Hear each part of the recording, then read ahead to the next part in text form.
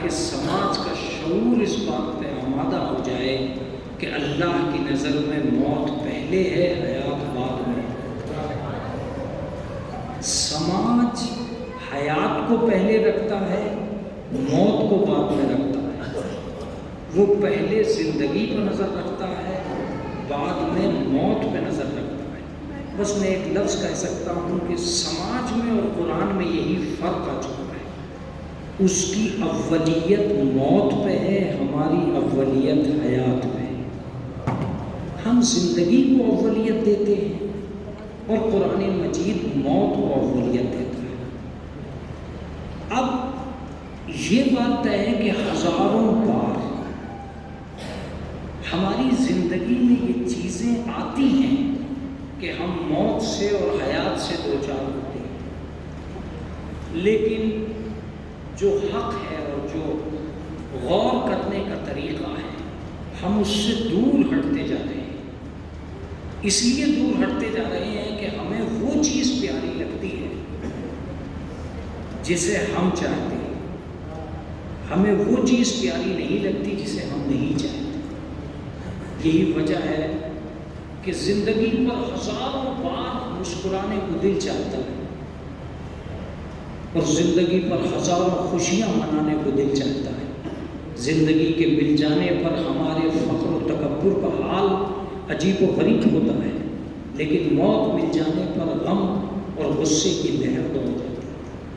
ہم یہ سوچنے لگتے ہیں کہ موت ایک تنفر آمیز کیفیت کا نام ہے، جہاں فنا ہی فنا ہے، زوال ہی زوال ہے، تباہی ہی تباہی ہے، اور ہم آنسو بہانے پر آمادہ ہو جاتے ہیں۔ لیکن ایک سوال جو قرآن مجید ہمیشہ ہم سے کرتا رہے گا وہ اتنا سا ہے کہ یہ تمہیں کیا ہو گیا ہے؟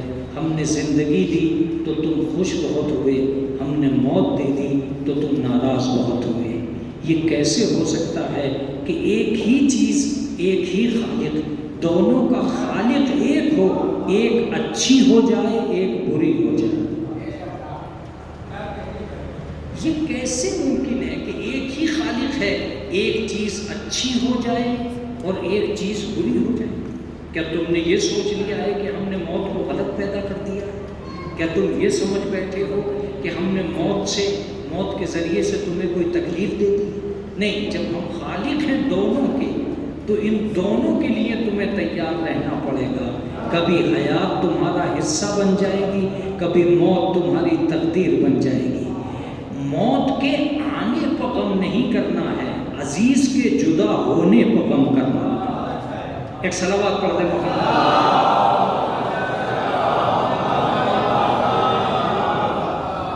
عزیز کی جدائی کا جتنا غم چاہو کرو، مگر آپ موت کو برا نہیں کہہ سکتے، موت کو غلط نہیں کہہ سکتے۔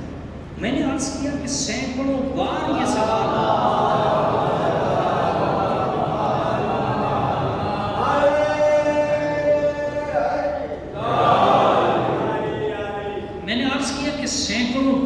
سوال ذہن و دل و دماغ میں آئے گا کہ موت ملی تو برا بہت سمجھا گیا، زندگی ملی تو اچھا بہت سمجھا گیا۔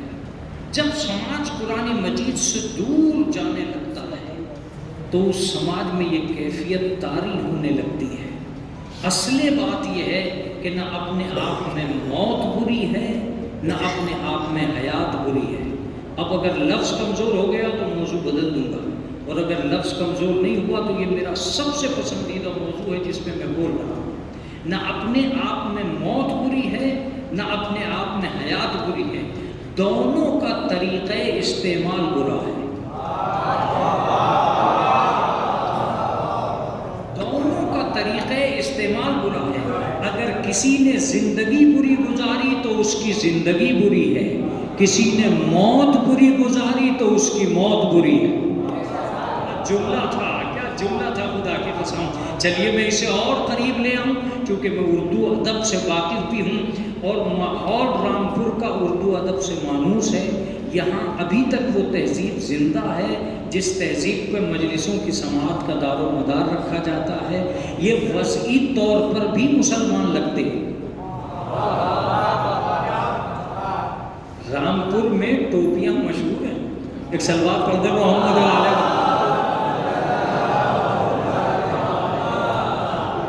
رامپور ٹوپیوں کے لیے جانا جاتا، اور یہاں آج بھی رامپوری ٹوپی پہن کر کچھ لوگ سڑکوں پہ آ جاتے ہیں تاکہ یہ اعلان کر سکیں کہ ابھی ہماری تہذیب زندہ ہے۔ جو قومیں اپنی تہذیب چھوڑ دیتی ہیں وہ سڑکوں پہ آنے کے قابل بھی نہیں ہیں۔ جو قومیں اپنی تہذیب چھوڑ دیتی ہیں وہ سڑکوں پہ آنے کے قابل بھی نہیں ہیں۔ اسی لیے حسین نے مجلس کے بعد جلوس رکھا تاکہ قوم کی تہذیب کا اعلان ہوتا رہے۔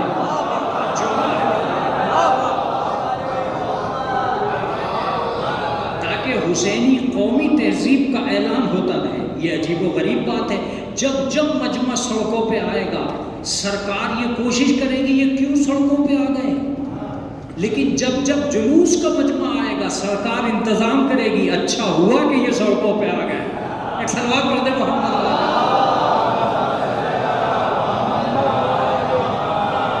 سرکاریں انتظام کرتی ہیں، تو جو قومیں اپنی تہذیب چھوڑ دیتی ہیں انہیں سڑکوں پہ آنے کا حق نہیں ہوتا تھا۔ جو قومیں با تہذیب رہی ہیں انہیں سڑکوں پہ ایک لفظ آ گیا ہے جو میں بیچ میں سناتا چلوں۔ کوئی ضرورت ہی نہیں تھی مجلس کے بعد جلوس کی، کیا ضرورت تھی؟ جب مجلس عبادت ہے اور اس میں ثواب دارین مل چکا تو بخشش تو ہو چکی، اب کیا ضرورت ہے کہ ہم جائیں سڑکوں پر اور سڑکوں پہ جا کے یا حسین کریں؟ اس کا مطلب یہ کہ عزاداری کا فلسفہ صرف بخشش تک مراد نہیں ہے، صرف بخشش تک مراد نہیں ہے، زمانے کو حسینیت سے واقف کرانے کے لیے سڑکوں پہ آنا بھی ضروری ہے۔ اب ایک لفظ سنیے گا، مولا امام باڑے میں کیوں بلایا، سڑکوں پہ کیوں پہنچوایا؟ کہ امام باڑے میں ہم نے اس لیے بلایا تھا کہ تم ہمیں بتا سکو کہ تم کیسے ہو۔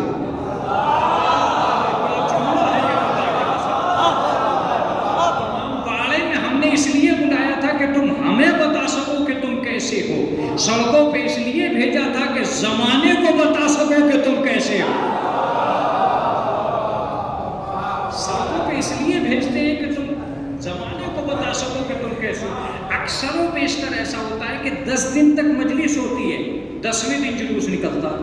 اکثر و بیشتر ایسا ہوتا ہے کہ 10 دن تک مجلس ہوتی ہے اور 10 دن کے بعد جلوس نکلتا ہے۔ ایک بہترین جملہ ہے جو آپ تک پہنچ گیا۔ اصل میں حسین یہ چاہتے ہیں کہ 10 دن ایک مولوی ممبر پہ آ کے تمہیں درس دیتا رہے گا، جب تم تہذیب حسینیت سے آشنا ہو جاؤ گے تو تم سڑک پہ جا کے بتانے کے قابل ہو جاؤ گے کہ 10 دن میں ہم نے سیکھا کیا ہے۔ ان 10 دنوں میں ہم نے کیا سیکھا ہے، یہ جلوس ہے۔ تو ایک لفظ جو میری زبان پہ آ رہا ہے وہ یہ ہے کہ اللہ نے موت کو بھی پیدا کیا اور اللہ نے حیات کو بھی پیدا کیا۔ ہر زندگی اگر اچھی اور خراب اور بری، اچھی زندگی اور بری زندگی، تو طریقہ استعمال ہی تو غلط ہوا۔ اچھی موت اور بری موت، اب وہ ادب کی بات آ رہی ہے جس کے بعد مجھے تفسیر کی ضرورت نہ پڑے۔ اگر زندگی اچھی اور بری نہ ہوتی تو نیک اور بد نہ ہوتے۔ دوسرا لفظ سنیے گا، اگر موت اچھی اور بری نہ ہوتی تو ہلاکت اور شہادت نہ ہوتے۔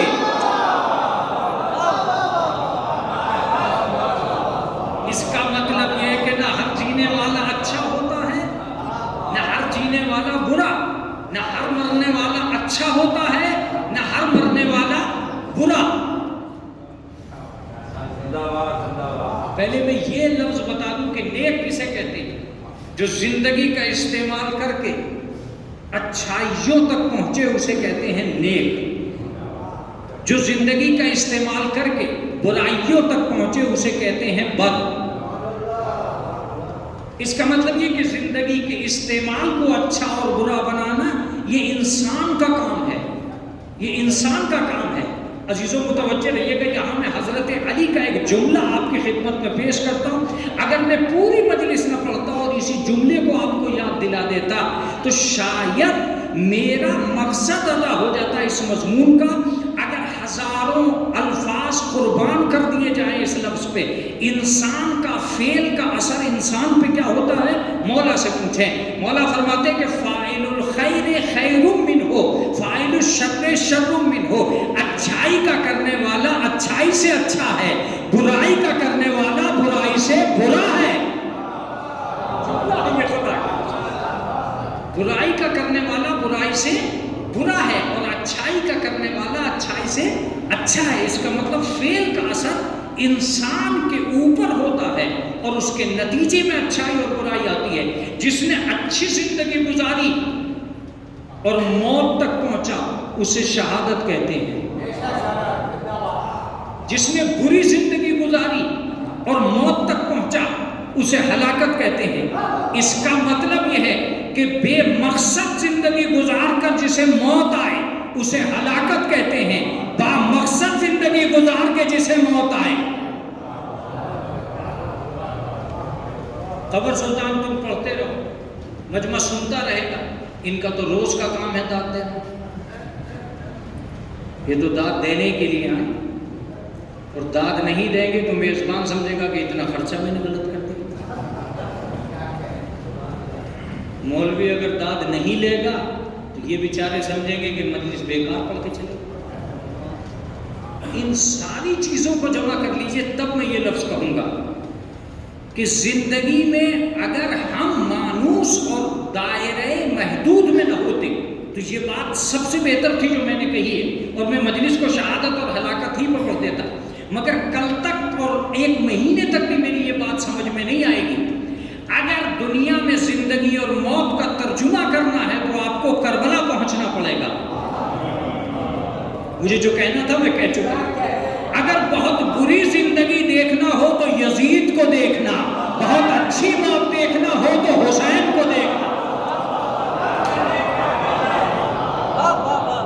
اس کا مطلب یہ کہ نہ اپنے آپ میں موت اچھی ہے، نہ اپنے آپ میں حیات اچھی ہے، نہ اپنے آپ میں حیات بری ہے، نہ اپنے آپ میں موت بری ہے۔ دونوں کا طریقہ استعمال برا ہے۔ اب میں آپ کو فیصلہ دے رہا ہوں اپنی بحث کا اور اپنے اس لفظ کا۔ اگر آدمی یزید بن جائے تو زندگی بہت بری ہے، اگر آدمی حسین کی طرح مرے تو موت بہت اچھی ہے۔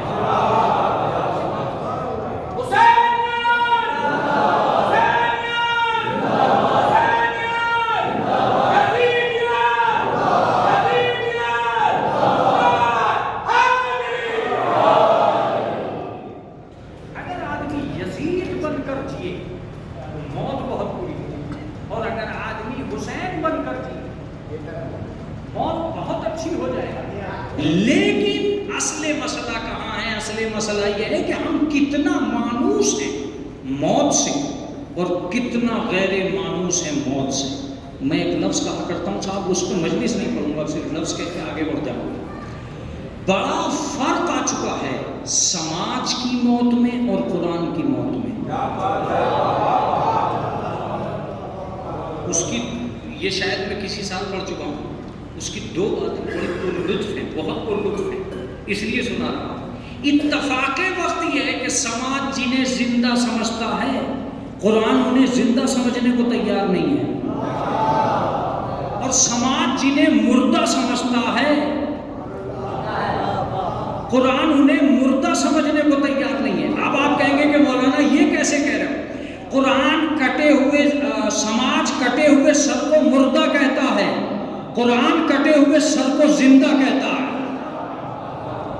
سماج ہم جیسے لوگوں کو دیکھ کے زندہ کہتا ہے کہ صاحب یہ زندہ ہے، اور قرآن نے کچھ لوگوں کو جنگ احد کے بعد ایک تمغہ دیا۔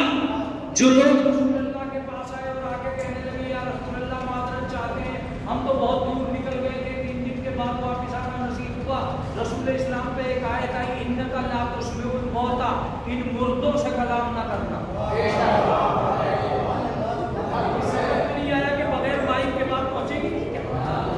ان مردوں سے کلام نہ کرنا۔ جو تنے کھڑے تھے ان کے لیے کہتے ہیں یہ مردہ ہے، جو خود کو زندہ سمجھ رہے تھے ان کے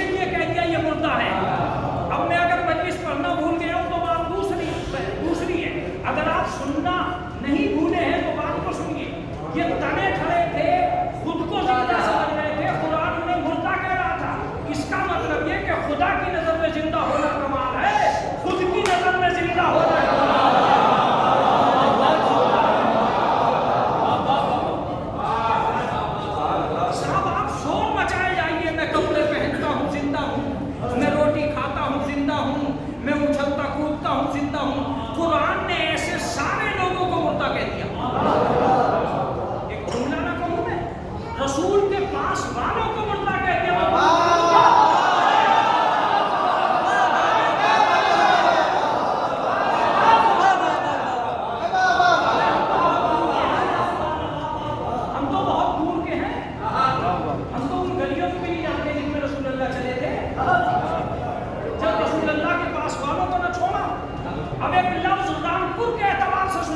इसका मतलब यह हुआ कि मुर्दा होने के लिए जरूरी नहीं है कि आदमी कब्रिस्तान ही में हो।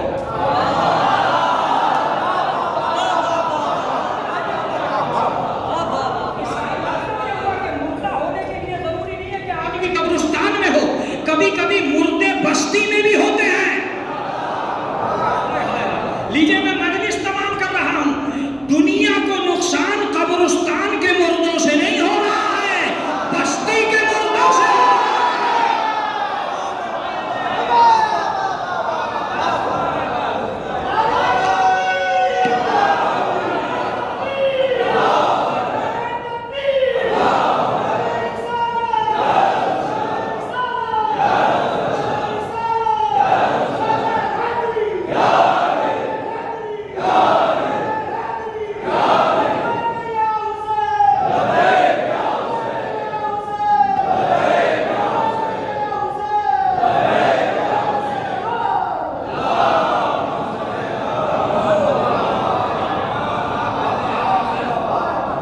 दुनिया को इतना नुकसान कब्रिस्तान के मुर्दों से नहीं हो रहा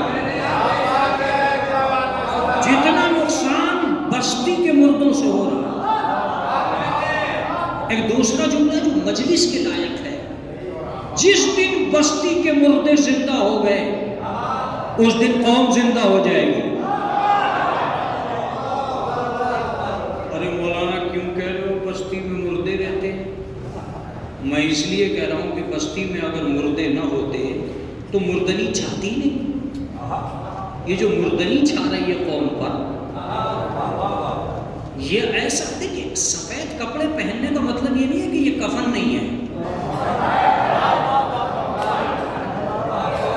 कलर थोड़ा तय करेगा, कलर थोड़ी तय करेगा कि कफन कैसा होता है, मुर्दा कैसा होता है। क्या पता चलेगा कि मुर्दा कैसा होता है? इसका मतलब ये कि हाँ, एक सवाल तुम कर सकते हो कि मौलाना अगर ये मुर्दे हैं तो क्या इन पर फातिहा पढ़ दें? मैंने कहा क्या मतलब? तो मुर्दा साबित होता है फातिहा पढ़ने से। मैंने कहा कि भाई पुरानी मजीद तुमने तो यार अच्छे खासे टहलते फिरते घूमते उछलते कूदते लोगों को मुर्दा कह दिया, अब मैं क्या करूँगा? क्या मैं इन पर फातिहा पढ़ दूँ? कहा बिल्कुल मत पढ़ना, इसलिए कि हर मुर्दा फातिहा के भी काबिल नहीं होता है।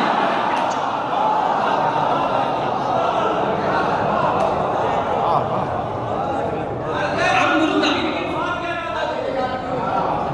मंसूर भाई मजलिस से सुनने का फायदा उठाते, मर गए मरकूब जिनकी। इसका मतलब कुछ मुर्दे ऐसे होते हैं जिन पर फातिहा नहीं होती, कुछ मुर्दे ऐसे होते हैं जिन पर फातिहा नहीं होती। यहाँ बहुत मजे की बात मैं आपको सुना, अगर कुरान मजीद ने जिंदा लोगों को मुर्दा साबित कर दिया है तो अब कुरान मजीद ही से पूछना चाहिए कि तेरी नजर में जिंदा। तो एक ऐसी आयत भी कुरान मजीद में मौजूद है, एक ऐसी आयत भी कुरान मजीद में मौजूद है जिस पर हजारों जाने निसार हो जाए। उसने जिंदा कहा और ऐसे लोगों को जिंदा कहा जिन्हें समाज का कोई आदमी जिंदा कहने को तैयार नहीं था। दो आयतें कुरान में हैं, एक में ला तक़ूलू है और एक में ला तहसबन्ना है। ला तहसबन्नल्लज़ीना क़ुतिलू फ़ी सबीलिल्लाहि अमवात, खबरदार गुमान भी न करना उन लोगों के लिए जो हमारी राह में कत्ल कर दिए गए कि वो मुर्दा हैं, बल्कि वो जिंदा हैं। इन रब्बिहिम युरज़क़ून, और अपने अल्लाह की जानिब से रिज़्क़ पा रहे हैं। व यस्तबशिरून बिनिअमतिल्लाह, और वो खुश होते हैं अल्लाह की नेमत पर। बिमा लम यलहक़ू बिहिम यस्तबशिरून बिमा लम यलहक़ू बिहिम, और उन लोगों के लिए बशारत बन जाते हैं जो अभी उनसे मुल्हक़ नहीं हुए हैं। तीन चीजें हैं इसमें अलामत बनकर जो जिंदा साबित करती हैं एक आदमी को। یہ لوگ جو کٹ گئے اللہ کی راہ میں انہیں مردہ گمان نہ کریں. دوسری آیت میں کہا گیا کہ صاحب مردہ مت کہنا. کون سا عقل مند ہے جو مردہ نہیں کہنے کا؟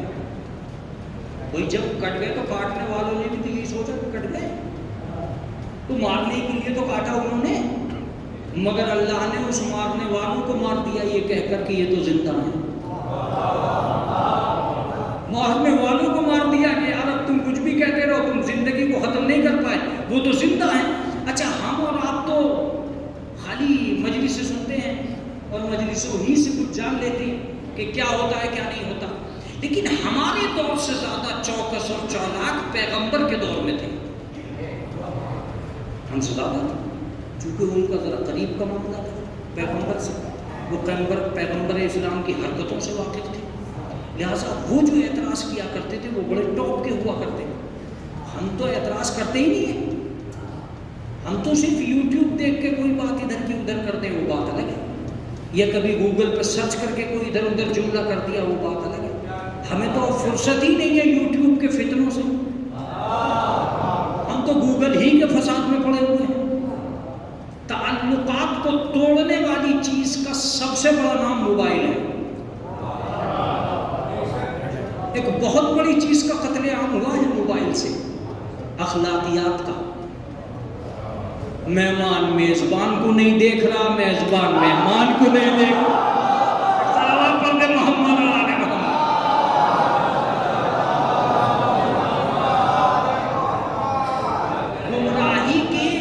گمراہی کے رشتے اتنے قریب آ گئے ہیں کہ بیٹا باپ سے دامن بچا رہا ہے. آوارہ گردی کا تصور بدل گیا. کل آوارہ وہ ہوتا تھا جو گھر سے باہر نکل جائے، آج آوارہ وہ ہے جو بند کر کے کمرے کے اندر چلا جائے. ارے ایک سلام کر دے محمد علیہ.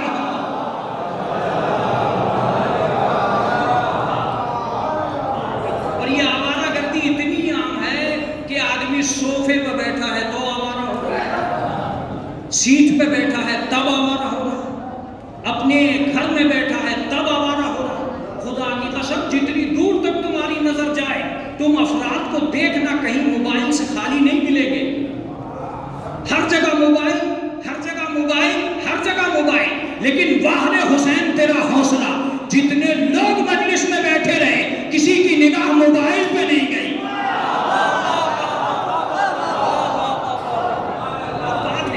کسی کی نگاہ موبائل پہ نہیں جاتی. اس مجمع میں سے جو امام باڑے میں بیٹھے ایک بھی آدمی موبائل نہیں دیکھ رہا ہے، نہ تو بچہ دیکھ رہا ہے، نہ جوان دیکھ رہا ہے، نہ بوڑھا دیکھ رہا ہے. اس کا مطلب یہ کہ حسین کی آواز آ گئی ہے. ہم نے سماج کو کل بھی بچایا تھا، آج بھی بچا ہے. کوئی بھی تہذیب ہو، کوئی بھی تہذیب ہو، وہ امام باڑے کے باہر رہتی ہے، امام باڑے کے اندر نہیں آتی. کیا جملہ کہہ رہا، کیا جملہ میں نے کہا ہے. موبائل جیسی چیز امام باڑے میں آئی، آنکھیں ہوتے ہوئے کسی نے موبائل نہیں چلایا. اسی لیے وہ لوگ امام باڑے کے باہر رہتے ہیں جنہیں موبائل چلانا ہے.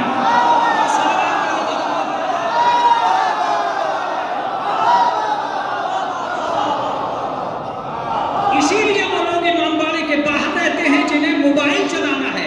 جب آپ امام باڑے کے باہر مجلس ہوتے ہوئے مجمع کو دیکھیں کہ کچھ لوگ امام باڑے کے باہر کھڑے ہیں تو بس ایک ہی بات سوچئے گا، کون مولا کے لیے آیا ہے، کون موبائل کے لیے آیا ہے. ایک صلوات پڑھ دے محمد.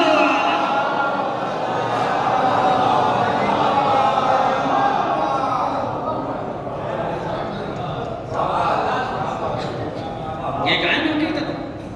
تو آج کے دور میں ہم لوگ اصلاً اس تہذیب سے باہر جا رہے ہیں. لیکن پروردگار عالم نے کہا یہ میری راہ میں کٹ گئے، انہیں تم مردہ نہیں کہہ سکتے.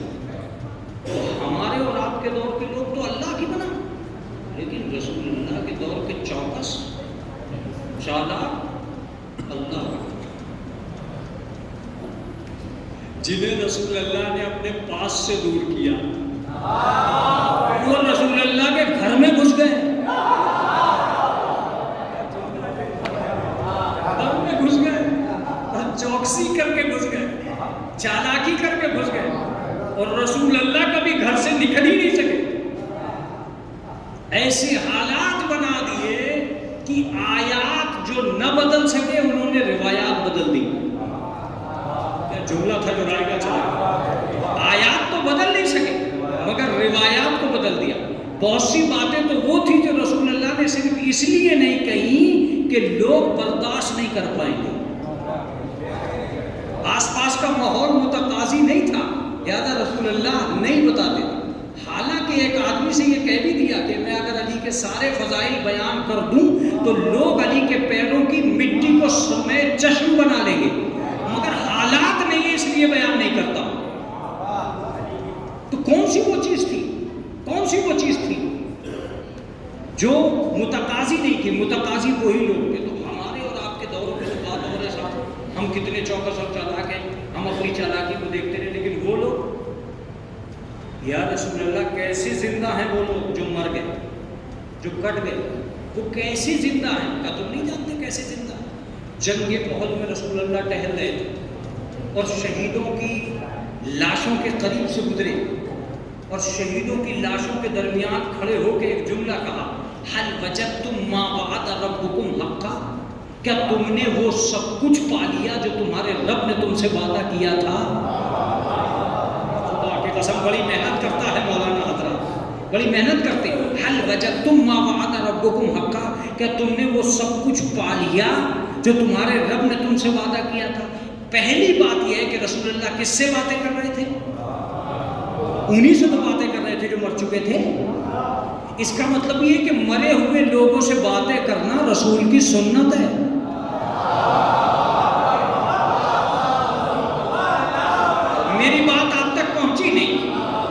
میری بات آپ تک پہنچی نہیں.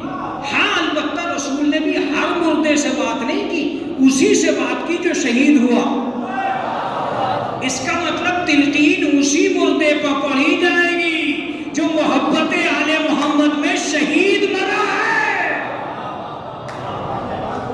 اب آخری جملہ سن لیجیے، جن کے مردے ہلاکت کی طرف گئے ہیں وہ کوئی تلقین نہیں پڑھتے اور جن کے مردے شہادت کی طرف گئے وہ رسول اللہ کی طرف باتیں کرتے. حل وجدتم ما وعد ربکم حقا، کیا تم نے وہ سب کچھ پا لیا جو تمہارے رب نے وعدہ کیا تھا؟ تو ایک آدمی آگے بڑھا، رسول اللہ یہ بات کہہ رہے، ایک آدمی آگے بڑھا اور آگے بڑھنے کے بعد میں کہتا یا رسول اللہ انہم اموات، یہ تو سارے کے سارے مر گئے. رسول نے اس کی طرف دیکھا اور دیکھ کا فقال لا، نہیں یہ مرے نہیں ہیں، اسمع منکم، یہ تم سے زیادہ سن رہے ہیں.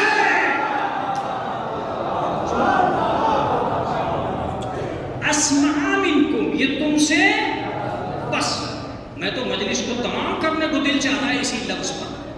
مرنے کے بعد انسان کی قوت اتنی بڑھ جاتی ہے کہ جو ہم دنیا میں نہیں ہوتے وہاں ہوتے. ادھر کی زندگی میں اور ادھر کی زندگی میں فرق یہ ہوتا ہے کہ حسیات بہت زیادہ اضافی ہو جاتی ہیں. اسمع منکم، وہ تم سے زیادہ سن رہے ہیں. ایک دلیل میں نے دے دی، دوسری دلیل لینے جا رہا ہوں کہ مرنے کے بعد آدمی کتنا حساس ہو جاتا. جب ہر مردے کو قبر میں رکھ دیا جائے گا تو پروردگار عالم اپنے فرشتوں سے کہے گا، یہ قرآن میں ہے، اقرا کتابک کفا بنفسک اليوم علیک شہیدا، اس مردے سے کہو کہ تم اپنا نامہ اعمال پڑھو، آج تمہارے ضمیر کی گواہی کے لیے یہی نامہ اعمال کافی ہے. کیا کہے گا؟ اقرا کتابک، اپنا نامہ اعمال پڑھو، اپنا یہ تحریر جو تمہاری گردن میں ہے اسے پڑھو. آج تمہارا نامہ اعمال پڑھنا ہی تمہارے ضمیر کی گواہی کے لیے کافی ہو جائے گا. میری سمجھ میں نہیں آتا کہ اگر اللہ کو پتا ہے کہ مردہ مرنے کے بعد میں نہیں سنتا ہے تو پروردگار فرشتوں سے یوں کیوں کہہ رہا ہے کہ یہ کہو کہ پڑھو؟ اور جب یہ کہا جا سکتا ہے کہ پڑھو تو یہ بھی کہا جا سکتا ہے سنو اور سمجھو. ایک صلوات پڑھ دیں محمد والے.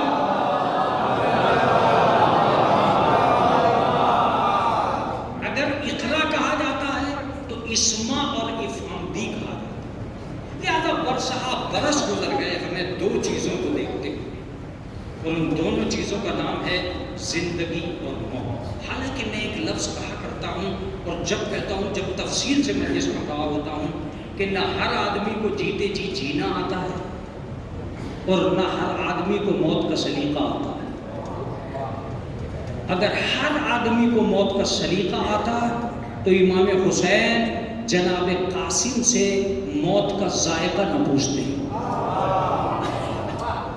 اس کا مطلب یہ کہ امام حسین ایک ذائقے کو پہنچانا چاہتے تھے دنیا تک، تاکہ دنیا یہ سمجھے کہ موت کسے کہتے ہیں۔ لیکن عزیزو، کیا گتھیاں سلجھ چکی ہیں؟ کیا ہم مکمل طور پر یہ سمجھ چکے ہیں کہ واقعاً زندگی کیا ہے؟ اور کیا ہم یہ پہچان چکے ہیں کہ واقعاً موت کیا ہے؟ میں آج بالکل تختے کو الٹ دوں گا جب آپ محسوسات کی دنیا میں آئیں گے۔ میں یقین سے کہتا ہوں، اور میں نے جتنا مطالعہ کیا ہے ان ساری کتابوں کی قسم کھا کے کہتا ہوں کہ موت اور زندگی کا تعلق یہ ہے کہ موت زندگی کا کچھ نہیں بگاڑ سکتی، بشرطے کہ آپ اسلامی ہو۔ کوئی موت انسان کو فنا نہیں کرتی، کوئی موت انسان کو مٹاتی نہیں ہے، کوئی موت انسان کو ختم نہیں کرتی ہے۔ اب اگر میری دلیلیں آپ سنیں گے تب اس کے بعد آپ کی اپنی مرضی ہوگی کہ آپ اسے کہاں لے جا کے رکھیں۔ لیکن میں ایک لفظ کہنے جا رہا ہوں جس کے بعد مجھے تفصیل کی ضرورت نہ پڑے۔ موت کے حملے جسم پہ ہوتے ہیں، زندگی پہ نہیں۔ موت جسم کو آتی ہے، زندگی کو نہیں آتی۔ اب لفظ سنیے گا، زندگی جسم سے پہلے بھی ہے، جسم کے بعد بھی ہے۔ یہ جملہ قمر سلطان کمزور رہ گیا۔ زندگی جسم سے پہلے بھی ہے اور زندگی جسم کے بعد بھی ہے۔ ایک لفظ کہنے جا رہا ہوں، زندگی اس وقت بھی تھی جب دنیا میں پہلا جسم نہیں بنا تھا۔ ابھی بھی میری بات تمام نہیں ہوئی۔ اگر لفظ زندگی محتاج جسم ہوتا تو خدا بغیر جسم کے زندہ نہ ہوتا۔ کیا دلیل ہے؟ خدا بغیر جسم کے زندہ نہیں ہوتا۔ اس کا مطلب یہ ہے کہ موت کے جتنے بھی حملے ہوتے ہیں جسم پہ ہوتے ہیں۔ جسم ہمارے درمیان سے غائب ہوتا ہے، جسم ہمارے درمیان سے اوجل ہوتا ہے، جسم ختم ہوتا ہے، زندگی ختم نہیں ہوتی۔ زندگی کا عالم یہ ہے کہ پہلے وہ یہاں رہتا تھا، اب وہ وہاں رہتا ہے۔ پہلے قبر کے ادھر رہتا تھا، اب قبر کے ادھر رہتا ہے۔ وہ ایک دفعہ جب زندگی انسان کو مل جاتی ہے، قیامت تک اسے کوئی نہیں اجاڑ سکتا، قیامت تک اسے کوئی نہیں اجاڑ سکتا۔ میں کیا کروں، مجبور ہوں اپنے لفظوں کو تکرار کرنے کے لیے، اور تکرار کرنا اس لیے ضروری کہ اس کے بغیر آپ کو یقین ہی نہیں آئے گا۔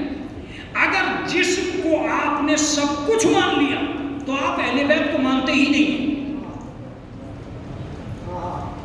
اہل بیت کو وہی مانے گا جو جسم کو کچھ نہ مانے، اس لیے کہ اہل بیت جسم سے پہلے بھی تھے،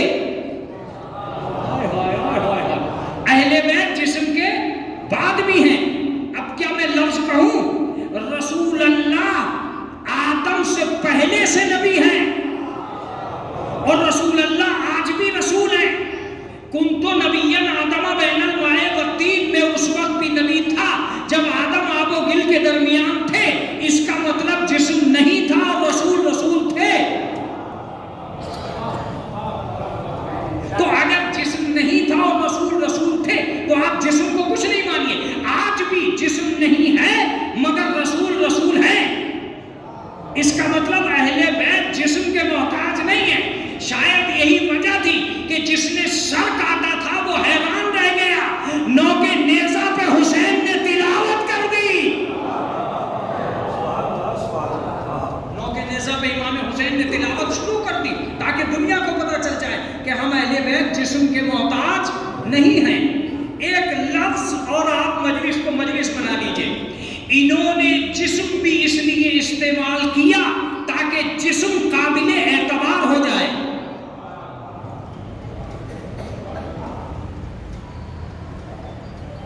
سنیے صاحب، ہاتھ معتبر نہ ہوتے اگر ید اللہ نہ بنتا، آنکھیں معتبر نہ ہوتی اگر عین اللہ نہ ہوتا، نفس معتبر نہ ہوتا اگر نفس اللہ نہ ہوتا۔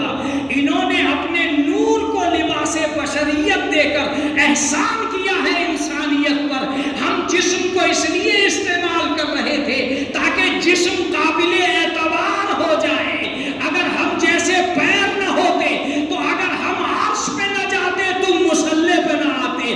ہمیں پہلے معراج ہوئی ہے، تمہیں بعد میں عروج ملا ہے۔ ایک صلوات پڑھتے ہیں محمد والے۔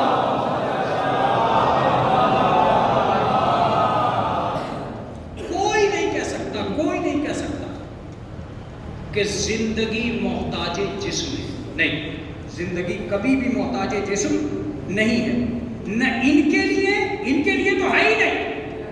یہ کل بھی بغیر جسم کے تھے، آج بھی بغیر جسم کے۔ اب میں ایک ترجمہ کرنے جا رہا ہوں حضرت علی کا۔ عالم نور میں علی تھے، عالم ظہور میں علی آئے، اور آج بھی علی ہیں۔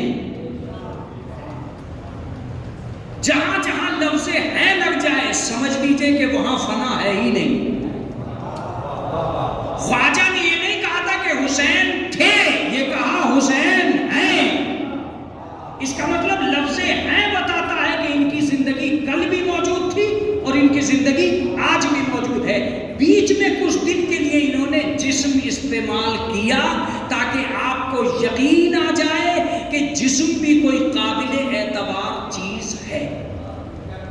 ہاتھوں کو بلندی نہ ملتی اگر ان کے ہاتھ نہ ہوتے، زبانوں کو وقار نہ ملتا اگر ان کی زبان نہ ہوتی، جسم کو بھروسہ نہ ہوتا اگر ان کے جسم نہ ہوتے۔ انہوں نے انسانیت کو بلندیاں دینے کے لیے ان ساری چیزوں کا استعمال کیا۔ کچھ دن کے لیے اس دنیا میں آئے، بلکہ میں ایک لفظ اور کہنے جا رہا ہوں، اہل بیت کے لیے جسم کا استعمال اختیاری چیز تھا۔ اگر اختیاری چیز نہ ہوتا تو ایک آدمی 40 جگہ دعوت کھاتا ہوا نظر نہ آتا۔ ایک صلوات پڑھتے ہیں محمد والے۔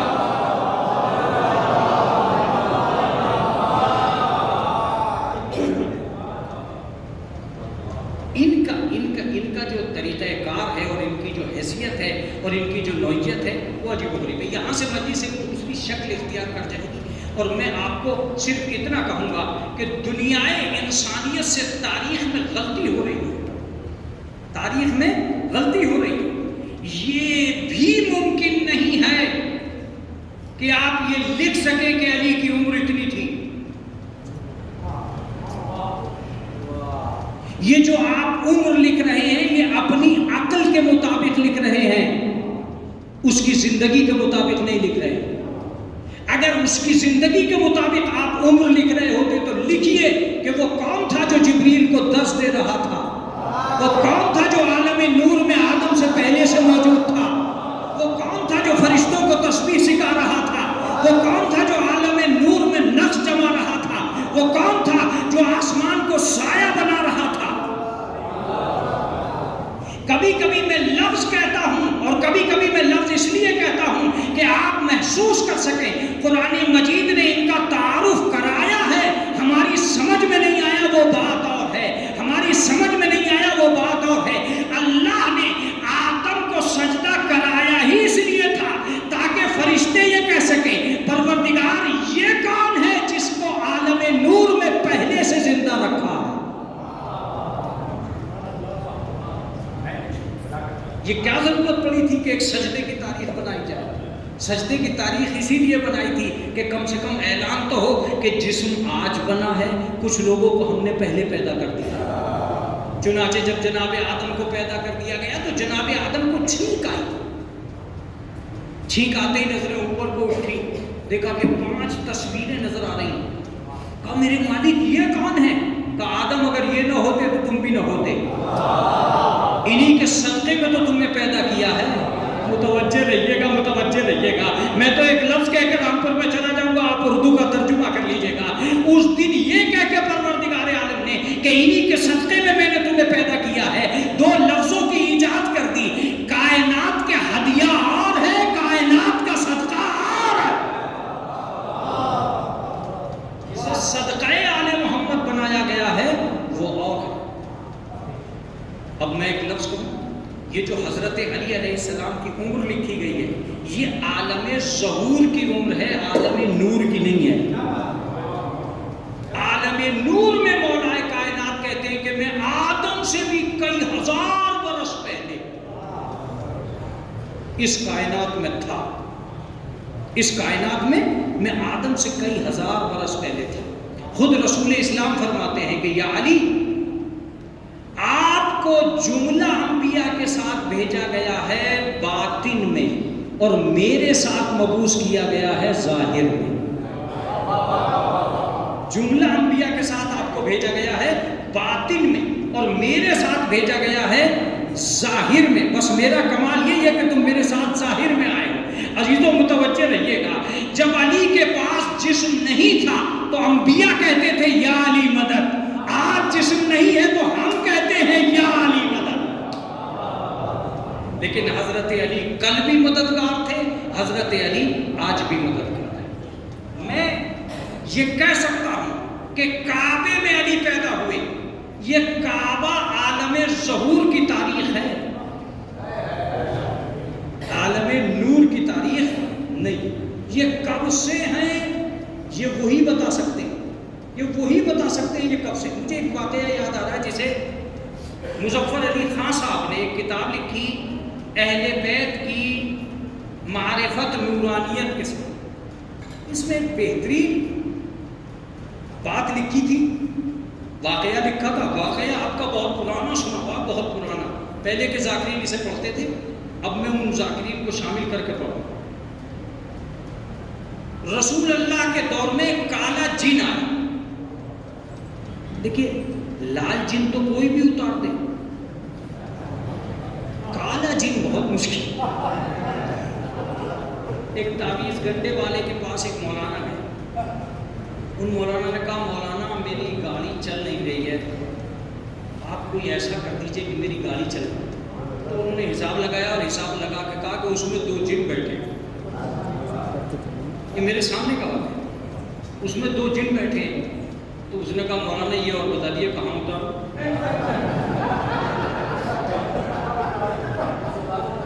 تو دونوں کا کمبخت، انہیں تو نہیں اتار سکتا، انہیں ہم اتاریں گے۔ تو کہا حضور آئیے تشریف لائیے اتار دیجیے۔ کہ یہ ایسے نہیں اتریں گے، یہ پیسے سے اتریں گے۔ تو اس نے کہا کہ میں گاڑی کھڑی کیے دے رہا ہوں، یہ جہاں چاہے لے جائے، اس لیے کہ پیسے ہی کے لیے تو میں جن اتروا رہا تھا۔ تو اصل مسئلہ کیا ہے؟ کسی کا جن اترے نہ اترے، ان کا تو اتر گئے۔ تعویذ گنڈے والوں کو تو جن اتر ہی گیا، کسی کا اترے یا نہ اترے، ان کا تو بیچاروں کو اتر گیا۔ تمہارا جن صحیح ہوا یا نہیں ہوا، نہیں ہوا، ہوا یا نہیں ہوا، ان کا تو صحیح ہو گیا۔ میں ایک لفظ کہنے جا رہا ہوں، برا نہ مانیے گا، آپ نے اپنے تغافل کی وجہ سے ہی شریعت کو گراں قدر مشکل میں ڈال دیا ہے۔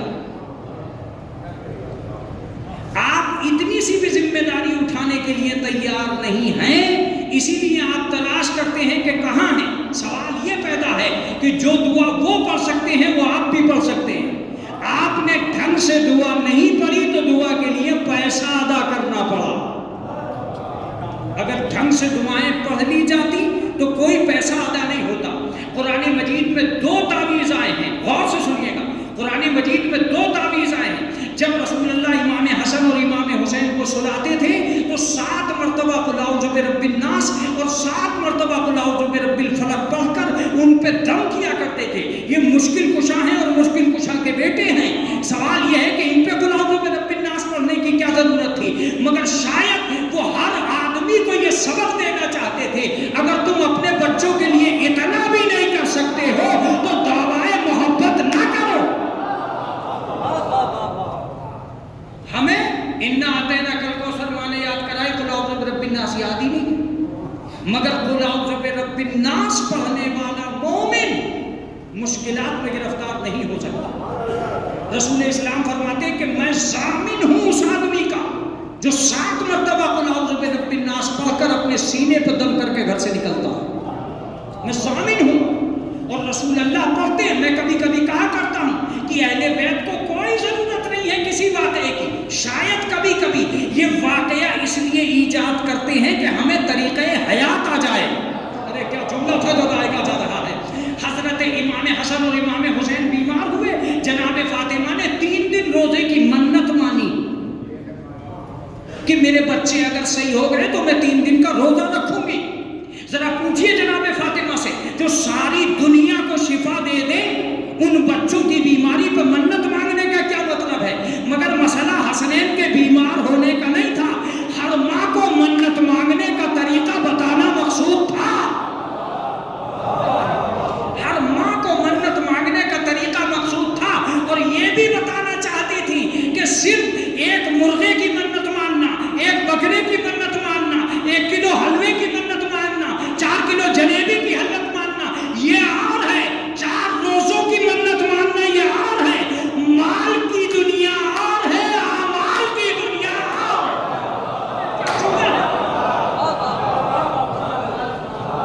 میرا بچہ صحیح ہو جائے مرغے کا صدقہ دے دوں گی، میرے بچے پر سے بیمار ہو گیا بکرے کا صدقہ دے دوں گی۔ ایک مولانا افریقہ گئے، انہوں نے کہا یہاں بکرے کا فائدہ نہیں ہے، انہوں نے کہا بھائی یہ آدمی مریض ہے، اونٹ کٹے گا۔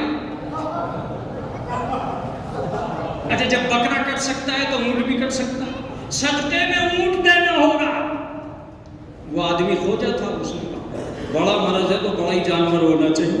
ایک صلوات پڑھتے محمد والے۔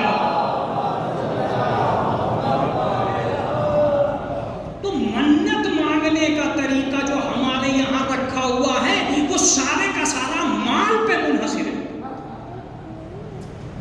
جبکہ اصلی طریقہ کیا ہے؟ آپ خود بتائیے، پورے سماج میں سے اٹھ کے کون ہے وہ آدمی جس نے 3 روزوں کی منت مانی کہ میں 3 روزے رکھوں گا؟ لیکن جناب فاطمہ نے مانی، اور اس لیے مانی کہ جو بچوں سے محبت کرے گا وہ اللہ کی جملے اور اللہ کی طرف اپنے بچوں کو لے کے جائے گا۔ تو ہم اپنے نظریات ادا نہیں کر رہے، اپنے فریضے ادا نہیں کر رہے، اور ساری دنیا کو مصیبتیں ڈال رہے ہیں۔ مثال کے طور پر مولانا کو فون کرے، مولانا استخارہ کیجئے۔ پہلی بات تو یہ کہ مولانا استخارے کے لیے پیدا ہے کیا؟ اگر مولانا سے استخارہ دکھوایا جائے تو اس سے بڑی بدبختی کسی شیعہ کی نہیں ہو سکتی، اس لیے کہ چھوٹی سی ایک دعا ہے استخارے کی، استغفر اللہ برحمتہ خیرۃ فی عافیہ برحمتک یا ارحم الراحمین۔ میں اللہ سے طلب خیر چاہتا ہوں، میرے پروردگار اس عمر میں مجھے یہ بتا دے کہ اچھا کیا ہے۔ بس اتنی سی بات 3 مرتبہ پڑھ کر، اور 3 مرتبہ نیچے درود پڑھیے، اوپر درود پڑھیے، یا آیت الکرسی پڑھیے، الحمد پڑھیے، جو بھی کریے، اپنے آپ طلب خیر کی دعا مانگیے، اپنے آپ طلب خیر کی دعا مانگیے، اور اپنے پروردگار کی بارگاہ میں کھڑے ہو جائیے اور کھڑے ہو کے کہیے، اس لیے کہ پروردگار عالم نیتوں کو جانتا ہے۔ ظاہر سی بات ہے، اگر دوسرے سے دکھواؤ گے تو جتنا درد ہوگا اتنا ہی کام ہوگا، خود دیکھو گے تو جتنا درد ہوگا اتنا ہی کام ہوگا۔ تم اپنی نیت پہ آؤ گے، وَمَن يَعْمَلْ مِثْقَالَ ذَرَّةٍ خَيْرًا يَرَهُ وَمَن يَعْمَلْ مِثْقَالَ ذَرَّةٍ شَرًّا يَرَهُ۔ کوئی بھی آدمی جو اتنا چھوٹا کام کرے گا پروردگار دیکھ رہا ہے۔ لا تزر وازرۃ وزر اخری، کوئی کسی دوسرے کا بوجھ نہیں اٹھائے گا۔ تم چاہتے ہو کہ مولوی صاحب سے سارے کام کرا لیں، کیوں بھائی؟ اس کا مطلب یہ کہ تم خود بچنا چاہ رہے، خود بچنا چاہ رہے، ورنہ اپنے آپ دیکھو۔ چھٹے امام فرماتے ہیں کہ اگر تمہیں کوئی بہت بڑی ایک صلوات پڑھے محمد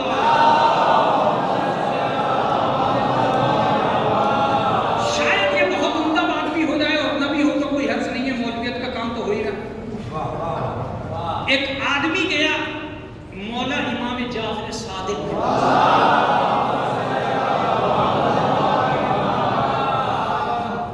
مولا میں اپنی بیٹی کی شادی کرنا چاہتا ہوں، آپ سے استخارے کے لیے آیا۔ اچھا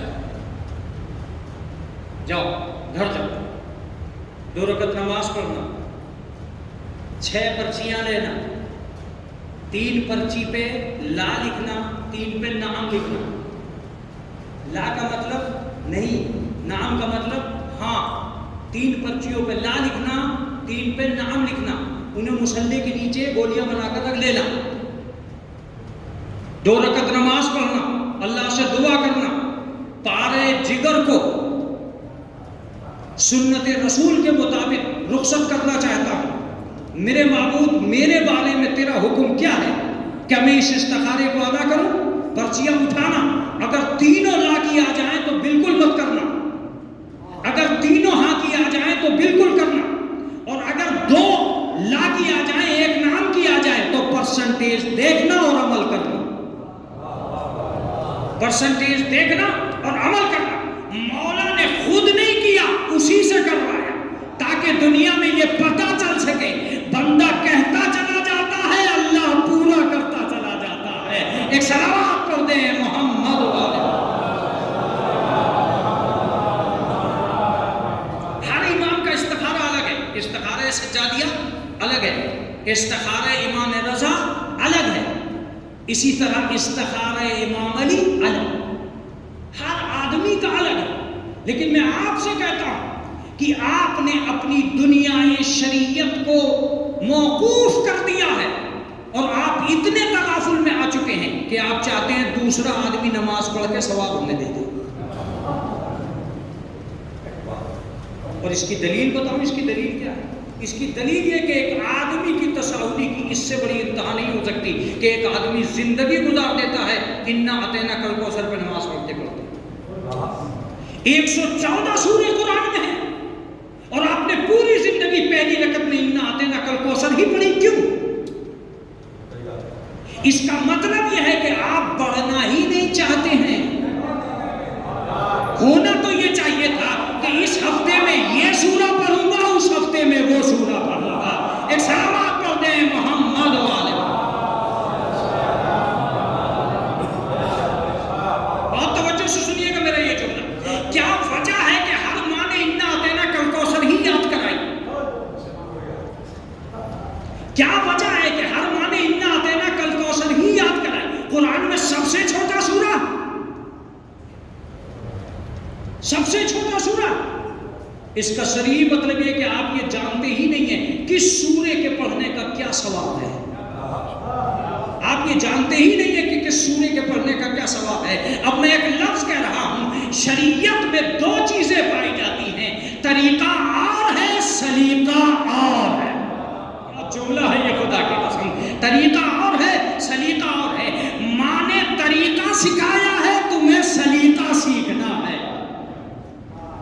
جو سلیقے والے ہیں وہ اپنے لیے بہت بڑا کارنامہ انجام دیتے. میں نے یہ بات ایک بہت بڑے عالم مولانا فرزند علی صاحب قبلہ کی ایک کتاب تھی، اس میں نے دیکھا کہ وہ کہتے ہیں کہ اگر آدمی کو سورہ مزمل یاد ہو جائے اور وہ اپنا سفر سورہ مزمل سے شروع کرے تو اگر لوہے کی کوئی چیز اس کی طرف آئے گی تو بدن سے ٹکرا کے واپس ہو جائے گی. اب یقین مانیں کہ ہم نے شریعت کو ایسا سمجھ لیا ہے کہ مولانا صاحب آ جائیں تب یہ کام نہیں. بہت سارے کام تو مولانا کے بغیر ہی ہونے چاہیے. بہت سارے کام تو مولانا کے بغیر ہی ہونے چاہیے. اب ہمارا خرچہ بڑھتا جا رہا ہے. سچ پوچھتے ہو تو نکاح میں حکم یہ تھا کہ خود پڑھے. ہم نے یاد نہیں کیا لہذا دوسرے کا انتظار کرنا تھا. اگر خود پڑھ سکتا ہو تو خود پڑھے.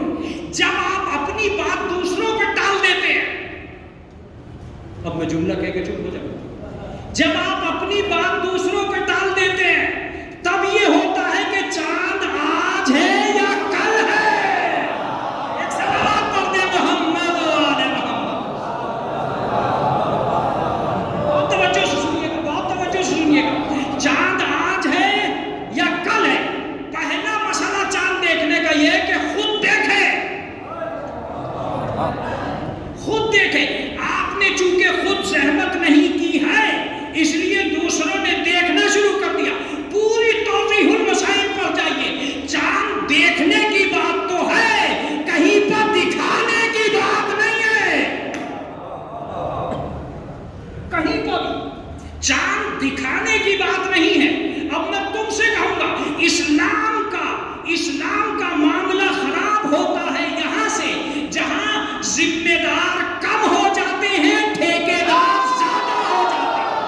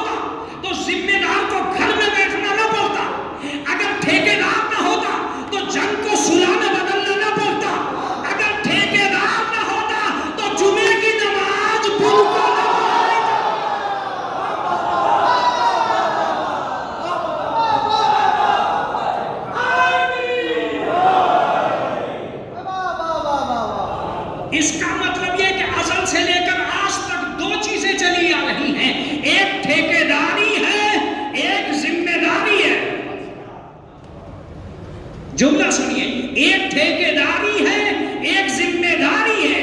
ٹھیکیداری چاند دکھانا چاہتی ہے، ذمہ داری چاند دیکھنا چاہتی ہے۔ کیوں نہیں کیا؟ کیا آنکھیں آپ کے نہیں ہیں؟ کیا آپ کی بستی میں آسمان نہیں ہے؟ کیا آپ ایک چاند کمیٹی نہیں بنا سکتے؟ لیکن بڑا مزہ آتا ہے 2 دن شیر کھانے میں۔ ایک سلوات پڑھ محمد والے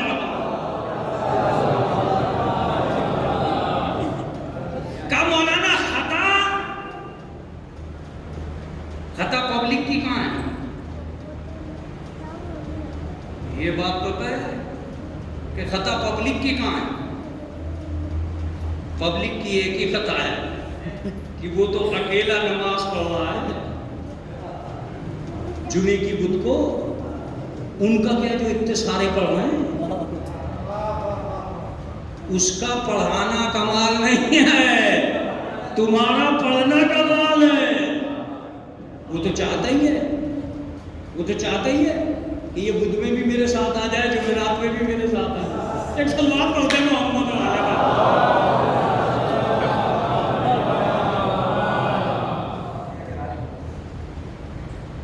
پوری بات ہوگی؟ اگر پوری بات ہوگی تو ایک لفظ اور سمجھیں، ذمہ داری آپ کی ہے، آپ کی ہے۔ اگر خدا صحیح نہیں مانا گیا تو ایک بھی سجدہ نہیں ہوگا۔ اگر رسول ٹھیک ٹھاک نہ ہوا تو ایک بھی درود کامیاب نہیں ہے۔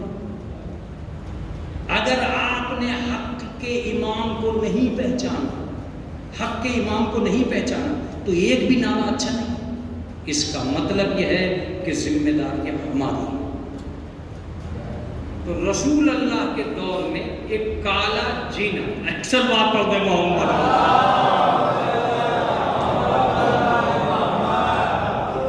کالا جن، وہ سارا صحابی پریشان، مسجد چھوڑ چھوڑ کے بات، اتنا تنومند کس نے دیکھا تھا؟ اس کی حالت خراب، دونوں انگوٹھے اس کے بندھے ہوئے تھے، ٹینشن میں تھا، شوگر بہت تکلیف آیا تو مسجد سے لوگ فرار ہو گئے۔ رسول نے کہا کیا ہو گیا؟ ارے کہا حضور ایک جن آیا ہے، جن، اور اسے بلا گیا، آ گیا مسجد، اس نے کہا کیا بات ہے؟ کہ یا رسول اللہ میں آدم کے 30,000 برس بعد سے پریشان۔ اچھا کیا ہوا؟ کہ آدم کے کچھ ہی دن کے بعد میں آدمیوں کا دشمن تھا اور میں دھڑلے سے آدمیوں کو مارا، اس لیے کہ ہماری ان کی جنگ چلتی تھی۔ میں جس آدمی کو چاہتا تھا جیسے چاہتا تھا مار دیتا تھا۔ جب آدمیوں میں زیادہ واویلا مچنے لگی تو یا رسول اللہ ایک آدمی آیا جس نے آ کے مجھ سے منع کیا 3 دفعہ، اور 3 ہفتے کی مجھے چھٹی تھی کہ تو باز آ جا۔ جب میں باز نہیں آیا تو اس نے ایک تماچا ایسا مارا کہ میرا منہ پھر گیا، اور اس نے پھر میرے دونوں ہاتھوں کو باندھ دیا۔ یا رسول اللہ اس کے بعد جب میں نے یہ شہرت سنی کہ کوئی پیغمبر آیا ہے، میں اس کے پاس گیا اور میں نے اس سے ہاتھ کھلوانا چاہے، اس نے نہیں کھولے اور نہ وہ کھول سکا۔ جب نہیں کھول سکتا تھا تو وہ یہی کہتا تھا کہ میرے بعد کوئی مجھ سے بھی اچھا آئے گا تو اس کے پاس جا۔ میں جناب سلیمان کے پاس گیا اور انہوں نے مجھ سے یہی کہا کہ ہم سے اچھا آئے گا تو اس کے پاس جا۔ میں جناب عیسیٰ کے پاس گیا تو انہوں نے کہا تیرے ہاتھ کھلنے کا زمانہ قریب ہے، میرے بعد جو بھی آئے گا وہ تیرے ہاتھ کھولے گا۔ تو رسول اسلام نے فرمایا کہ تو پریشان نہ ہو، بیٹھ جا، میں ابھی تیرے ہاتھ کھلواتا ہوں۔ اتنے میں اس نے ایک مرتبہ کسی کو آتے ہوئے دیکھا اور وہ رسول اللہ کے پیچھے چھپنے لگا۔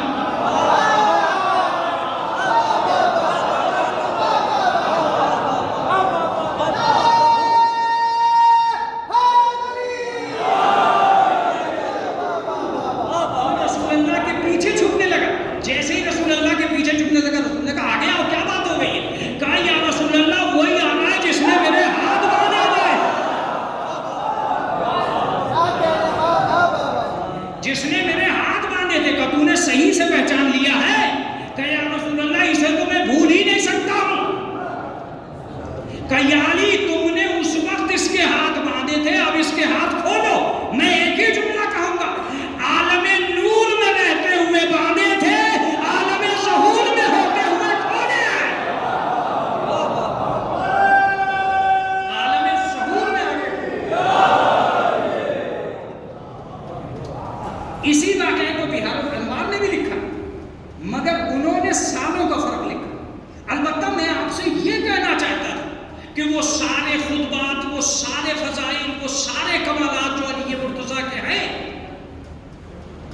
اگر یقینی طور پر آپ انہیں پہچاننا چاہتے ہیں تو حقیقت یہ ہے کہ آدم کے دور سے، اب امام حسین کا ایک جملہ اور کربلا سامنے آ جائے۔ امام حسین فرماتے ہیں کہ ہم بحث در تکامل انسان، ایک کتاب میں نے پڑھی تھی، اس میں یہ جملہ لکھا ہے کہ ہماری خلقت میں ہزار ہزار عالم ہیں اور ہزار ہزار آدم ہیں۔ تمہاری ایسی دنیا کے آدم کے ساتھ ہم رہ چکے ہیں اور ہم نے ہر دور میں ہر آدم کی مدد کی، ہر آدم کی مدد کی۔ ہاں عزیزو، بس میری اس مجلس سے شاید آپ سے بس اتنی اپیل ہے کہ خالق کائنات نے قرآن مقدس میں جتنا تعارف زندگی کا کرایا ہے اتنا ہی تعارف موت۔ اگر مرنے کے بعد رابطے ٹوٹ جائیں، مرنے کے بعد کوئی حقیقت نہیں ہوتی، تو میں سچ کہتا ہوں کہ کیا یہ مجلس ہو رہی ہوتی؟ یہ مجلس مرنے کے بعد رابطے کا نام ہے، رابطے کا نام ہے یہ، آج بھی رابطہ موجود ہے۔ چنانچہ ایک سوال پڑھتے محمد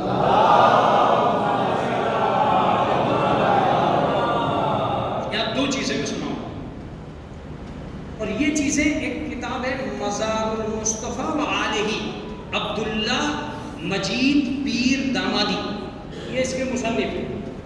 وہ لکھتے ہیں کہ مرنے کے بعد انسان سے کلام ہو سکتا ہے، وَلَوْ أَنَّ قُرْآنًا سُيِّرَتْ بِهِ الْجِبَالُ أَوْ قُطِّعَتْ بِهِ الْأَرْضُ أَوْ كُلِّمَ بِهِ الْمَوْتَى، اگر کوئی ایسا قرآن ہوتا جس کے ذریعے سے زمین قطع کی جا سکتی ہے، پہاڑ چلائے جا سکتے ہیں، مردوں سے کلام کیا جا سکتا ہے، مردوں سے کلام کیا جا سکتا ہے، اور اگر مردوں سے کلام ٹھیک نہ ہوتا تو یہ جو قبرستان میں جا کے آپ کہتے ہیں السلام علیکم یا اہل القبور، اے قبر والو تم پہ میرا سلام، اس کا کیا مطلب؟ اس کا مطلب ہی یہ ہے کہ آپ جانتے ہیں کہ وہ سن رہے ہیں، اگر ایسا نہ جانتے تو یہ نہیں۔ اب آپ جملہ سنیں، حضرت علی علیہ السلام قبرستان سے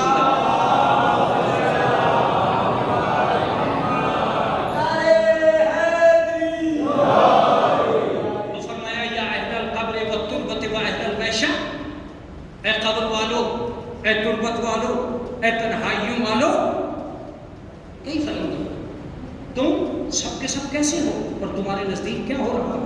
سنو، تمہارے مکان ویران پڑے، جن بیویوں کو تم چھوڑ کے آئے تھے انہوں نے دوسروں سے نکاح کر لیے، تمہارے مال کو دوسرے استعمال کر رہے ہیں۔ یہ ہماری طرف کی خبر ہے، تمہاری طرف کی خبر کیا ہے؟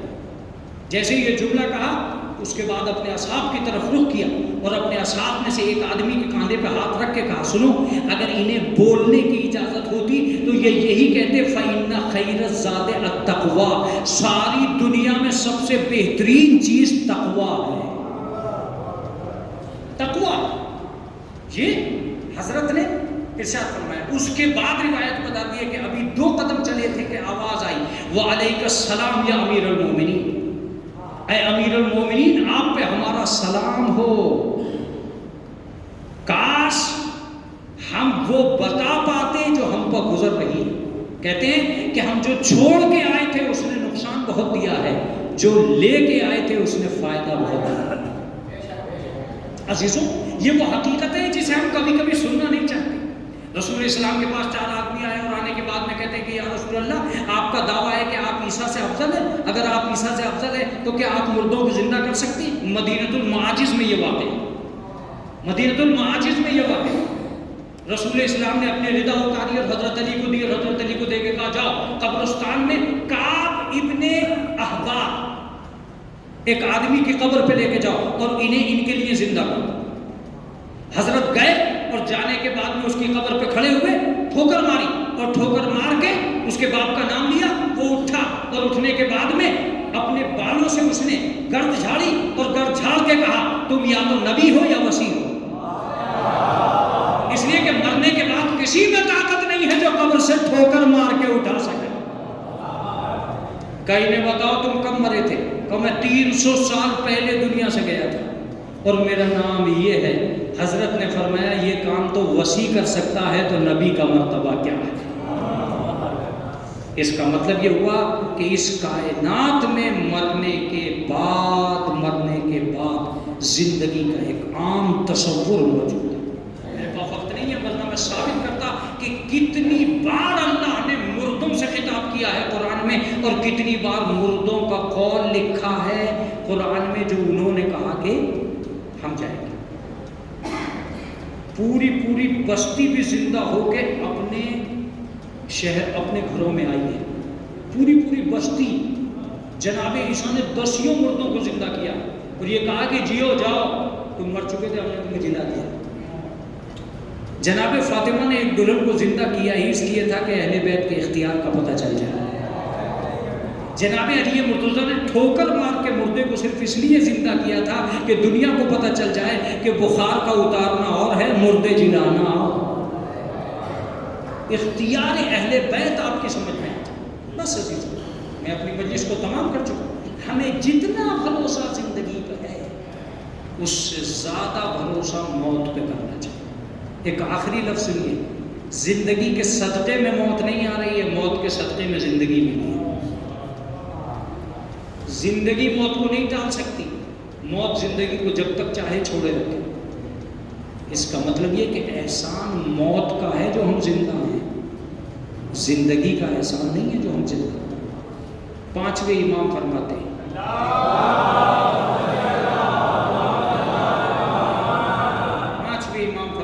کہ اگر کوئی مرنے والا مر جاتا ہے تو وہ تمہاری طرف ایسے دیکھتا ہے جیسے کوئی فقیر کسی دروازے پہ بھیک مانگ رہا ہے۔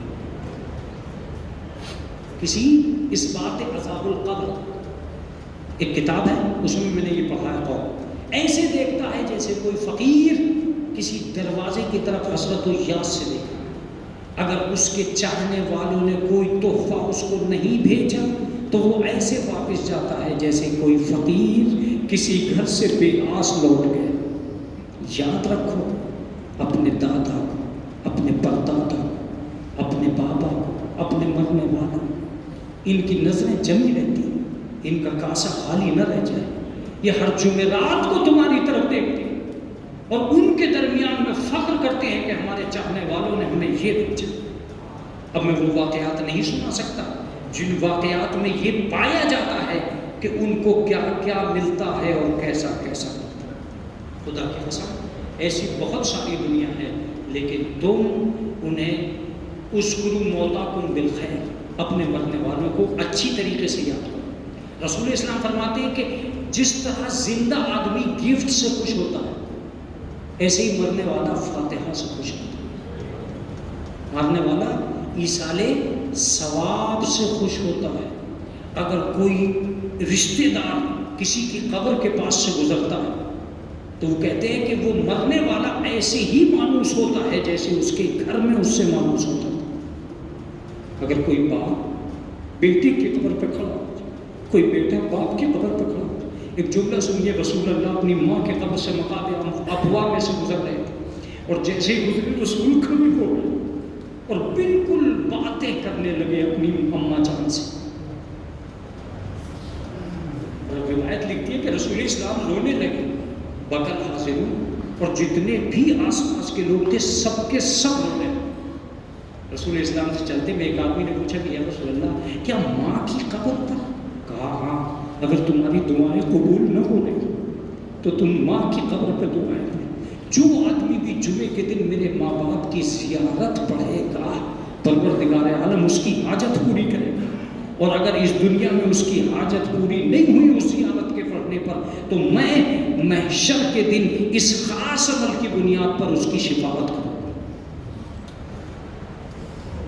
من زارنی حیّن کمن زارنی میتن، من زارنی میتن کمن زارنی حیّن، جس نے میری قبر کی زیارت کی ہوا ایسے ہے جیسے نے زندگی میں اس نے مجھ سے ملاقات کی۔ ہم اپنے مرنے والوں کو یاد کریں، انہیں فراموش نہ کریں۔ ان کی زندگی ہمارے دیے ہوئے تحفوں سے واقع ہے۔ شاید یہی وجہ تھی کہ ہر مرنے والے کے قریب جاتے تھے امام حسین۔ کیوں؟ شہید ہونے والا شہید ہو رہا، امام حسین اس کے قریب جاتا. لیکن میں آج بھی کہتا ہوں کہ ہم اور آپ شاید محتاج ہو چکے ہیں کسی لکھی ہوئی بات کی. نہیں، لکھی ہوئی باتیں کربلا نہیں. ایک لفظ سنیے اور مجلس کو مجلس بنا دیتے. کربلا محتاج الفاظ ہے ہی نہیں. کیا تمہیں بغیر لفظوں کے کربلا یاد نہیں آتی؟ اگر بغیر لفظوں کے کربلا یاد نہیں آتی تو میں تمہیں یاد دلاؤں گا کہ بغیر لفظوں کی بھی اس دنیا میں کربلا پائی جاتی ہے.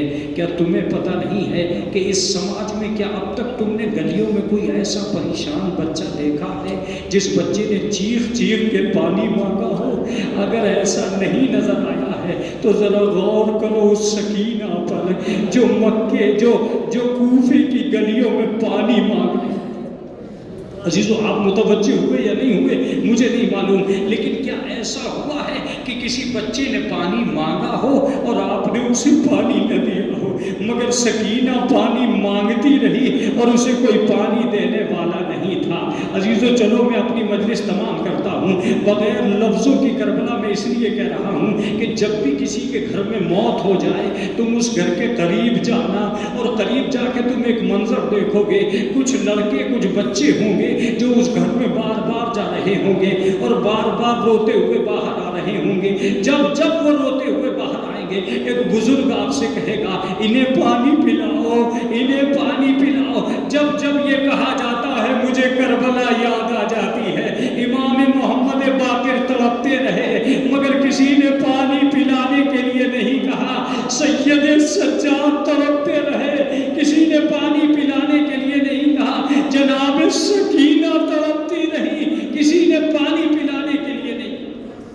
اس کا مطلب یہ کہ کیا بغیر لفظوں کے کربلا یاد نہیں آتی ہے؟ عزیزو جو میں اپنی مجلس تمام کر رہا ہوں، کیا تم نے اپنی زندگی میں کوئی جنازہ ایسا دیکھا ہے جو 4 کاندھوں کے علاوہ تمہیں دکھائی دیا ہو؟ اگر 4 کاندھوں کے علاوہ کوئی جنازہ دکھائی نہ دے، ہر جنازہ گلیوں میں 4 کاندھوں پہ نظر آئے تو سلام کرنا ان آقا حسین کو جو اکیلے کاندھے پہ ہر میت کو اٹھا کے لاتے تھے. اس کی میت اٹھائی کاندھے پر، اس کی میت اٹھائی کاندھے پر. راوی نے لکھا کہ جناب حر کے بیٹے کی میت اکیلے حسین نے اٹھا لی. حر نے آواز دی مولا میں مدد کرنا چاہتا ہوں. کہا نہیں حر، کوئی باپ اپنے بیٹے کی اکیلی میت نہیں اٹھا سکتا. اجرکم اللہ، اجرکم اللہ. عزیزو لیجیے میں اپنی مجلس کو تمام کر رہا ہوں. ہو سکتا ہے یہ مصائب آپ نے مجھ سے سنے ہوں لیکن میں پھر سنانا چاہتا ہوں. عزیزو جب بھی ایکسیڈنٹ ہوتا ہے 4 کاندھوں ہی پہ باڈی گھر میں آتی ہے، مگر حسین ایک ایسا جنازہ لے کر آئے جس کی لاش کے ٹکڑوں کو ابا کے دامن میں جمع کیا، اپنے سر پہ رکھا اور سر پر رکھ کے لے کے چلے. راوی لکھتا ہے کہ خون حسین کے چہرے پر بہ رہا تھا. آواز دی اے ام فروا، تیرے قاسم کا جنازہ. اجرکم اللہ. خدا آپ کو کسی غم میں نہ رلائے سوائے غم آل محمد کے. عزیزو میں نے دیکھا ہے کہ ہر عزیز کا جنازہ امام حسین نے شان سے اٹھایا، لیکن ایک جنازہ ایسا بھی تھا جسے امام حسین کے گلے میں باہیں، امام حسین نے گلے میں باہیں ڈال دی. اے میرے بھیا عباس، میرے ارمان پورے کرو. کیا چاہتے ہو عباس؟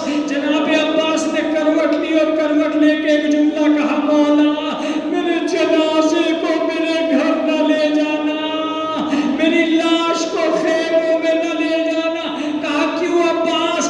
کہا سکینہ دیکھے گی تو پانی آنا. یہی وجہ ہے کہ جناب عباس کی میت لے کر جناب امام حسین خیموں میں نہیں آئے. ہاں سکینہ انتظار کر رہی تھی. کیا دیکھا کہ ایک علم لے کے آ رہے. بابا چچا کہاں رہ گئے؟ کا بیٹا نہر فرات کے کنارے تمہیں یاد کر رہے تھے، بازو کٹائے سقائے حرم سو گیا، ہم انہیں سے مل کے آ رہے ہیں. سکینہ صبر کرو، اب تمہارا پانی لانے والا